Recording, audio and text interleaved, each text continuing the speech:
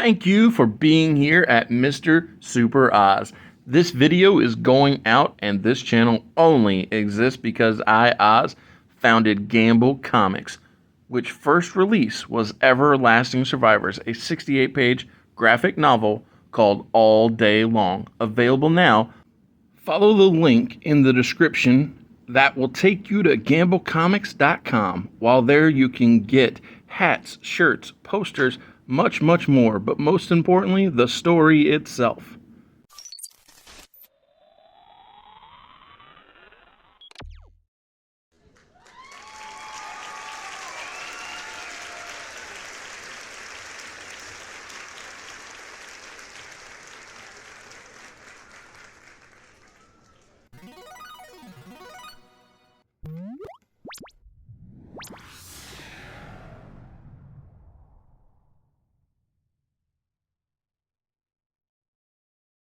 Monday Night Raw, Josiah, what do you got?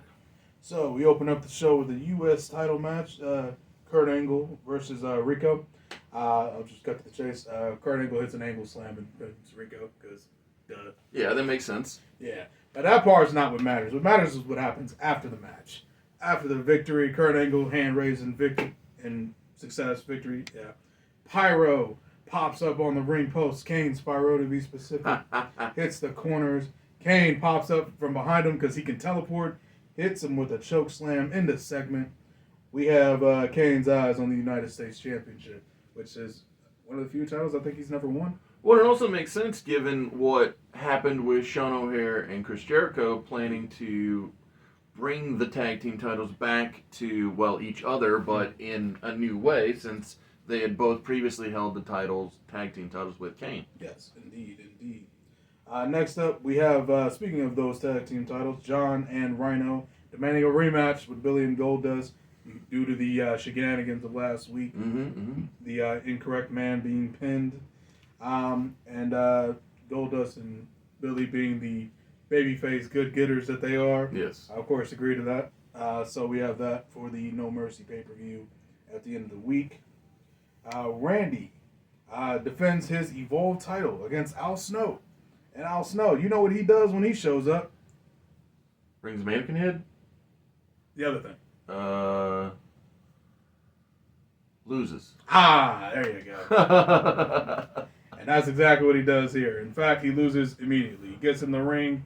He's doing the head gimmick for the crowd. Crowd losing it. So I'm guessing Jim Ross and Jerry the King Lawler know that the challenger, Al Snow, wants this to be a hardcore match? Yeah. Yeah, much like how Tommy Dreamer wanted it that way as well. Yeah. Actually, this match is a Falls Count Anywhere match, but it's the same concept. Got it. Okay. Well, that's what I meant is that he wants to take it to a place that he is familiar with. Exactly. Yeah. And he's all familiar with the hardcore. In fact, he comes to the crowd to really emphasize this match can really end anywhere. And I also like the ECW entrance of Al Snow with the white mannequin heads being, displayed, and rocked. Rocked. But literally though, it doesn't really mean much because as soon as Al Snow turns around when the bell rings, Randy gets an RKO, 1, 2, 3. Gotcha. So the Falls Count Anywhere match into the ring.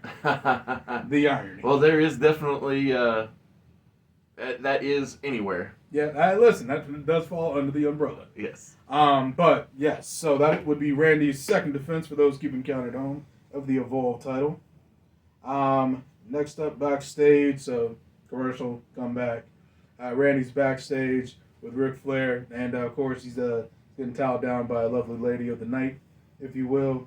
While Randy's in the back doing that, Rick brags about the greatness, the future greatness of this young man, and the greatness of Ric Flair, saying the old JBL line, if you were to build a wrestler from the ground up, they would look like Randy Orton. Mm-hmm.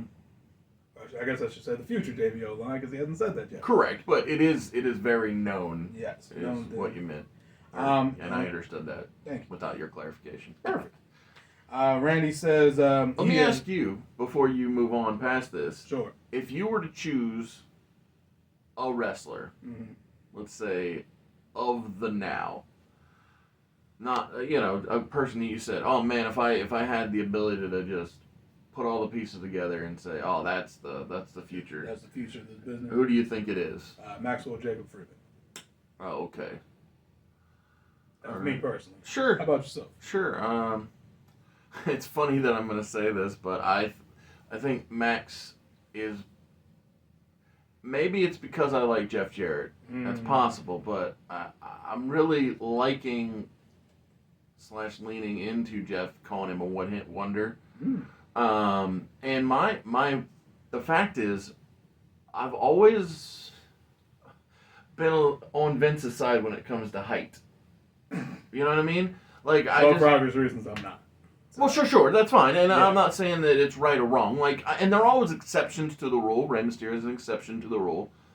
Eddie Guerrero is an exception to the rule. But as for a rule, I'm like, okay, I want the guy to have height. You know, whether it be Randy's height or Dave's height or whatever. You know, I want him to have some size. Sure.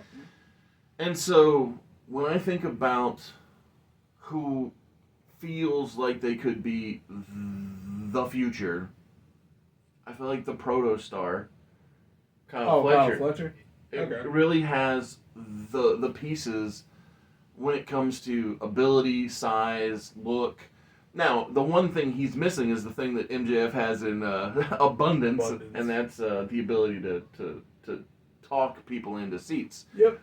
But, yeah, I just feel like Kyle Fletcher is one of those fellas who's just like, man, he just feels like he might be able to carry the future. I'm not at that pick.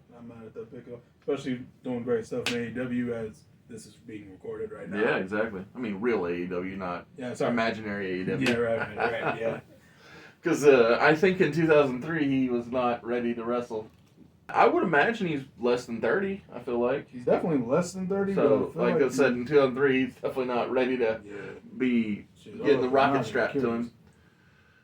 1 second, because now I'm actually curious. Yeah, that's fine. But it's much like... He's my age, he's 26. Yeah. So, but again, like in 2003, he wasn't going to be... I'm about to say, so he's 4. Yeah, he wasn't ready. I don't know. I think he could have took Randy Orton. No problem. In that one-on-one contest. So, Randy says he has 3 wins to go before he gets his guaranteed title match. At a time of his choosing, of course. Mm-hmm. But before he could really get deep into that, the Dudleys show up behind him and Rick. Obviously, the Lady of the Night has scurried away. Sure. At top speed in heels. So, really impressed to see how she would do that. And they give Randy a 3D through a table. And then, of course, there's another table because backstage they got the hella tables for some reason. Catering. Yep. And good old Ric Flair goes through as well. That's cool. Leads to big old Bubba Ray challenging him for the Evolve title at No Mercy. Oh, that's pretty cool.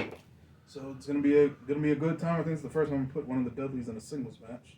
Yeah, because we didn't make the fatal error of breaking them up during the draft. Yeah, because we don't need to. Yeah, that's why I said it was fatal for it was so bad in fact that less than a year later they put them back together because it was the mistake to break them up to begin with. Exactly. Same thing with JBL and. What really confused me about that whole breakup too was they gave Devon a new gimmick and then Bubba just kept doing the Dudley Boy Exactly. stuff. Yeah. So I'm like, well, if you're gonna do the Dudley Boy stuff anyway, just have the Dudley Boys, right? Mm-hmm. Well, it's weird because they even had the Dudley Boys continue because they had TLC 4 on Raw. Oh, that's right. And Spike and Bubba teamed. Christian and Chris Jericho teamed. Edge teamed with... No, it wasn't Edge. It was Jeff Hardy and with, Rob Van Dam? That sounds right. And Hurricane and Kane were the fourth team. Yeah, they were defending the titles. Am I remembering right? I feel like Rico was in there. Or am I thinking of a different match? That's a different match. That's a different match. All right, cool. Then yeah, no, I gotta remember if that match was good or not. I guess the fact I can't remember. It was chaotic. Yeah. Kane. This was during that period of time where they were merging every title into the world title. Got it. And so Kane dropped the tag titles in that match. Right. And so it was just a weird. A lot of stuff was happening at once. And again, it was the idea that, much like breaking up the Dudleys and APA, it's like, why did you get rid of all of these titles with lineage, starting with the United States title at Survivor Series in 2001? But then it also kept going when they got rid of the European title, the Hardcore title, the Intercontinental title. It's like, what were you thinking? Like, again, within less than 6 months, they had to bring back the IC title, which was the right call. You should have never got rid of it to begin with, but still. Maybe it was less than 9 months, but regardless, I mean, the attitude there, short who time. knows? Everything was happening real quick. Exactly. Then lastly is just a Brock and Triple H promo, just reviewing their history Mhm. leading up to the pay-per-view match. Which is good because they have a lot of it in our world, whether it be Elimination Chamber and the creation of Evolution, their main event match at WrestleMania 19, all the stuff in between. So yeah, no, they've totally got history. Yeah. Whereas the funny thing is, abundance. in real world timeline, they didn't really touch until Brock's second run. Oh yeah. Because if you remember right, it was Brock. It being exclusive to SmackDown is what led to the big gold belt being brought onto Raw to be its top prize, which was just handed to Triple H, which meant he didn't have to wrestle Brock Lesnar. Which was a decision. And by that I think you mean bad decision. Uh-huh. Because it almost felt like the two-man power trip did not want to put over Brock Lesnar. Yeah. One of them went home and the other one said, "Give me a big gold belt." Well, at least with Austin's, it was like semi-justified. I could kind of understand his logic there. Well, yeah. Triple H, I can justify him not wanting to put over Brock Lesnar. It's called, I worked really hard to get here, and we don't want to push And I don't anybody want to else. lose my title. Exactly. Well, what a show. Sweet, thanks. Yes, sir.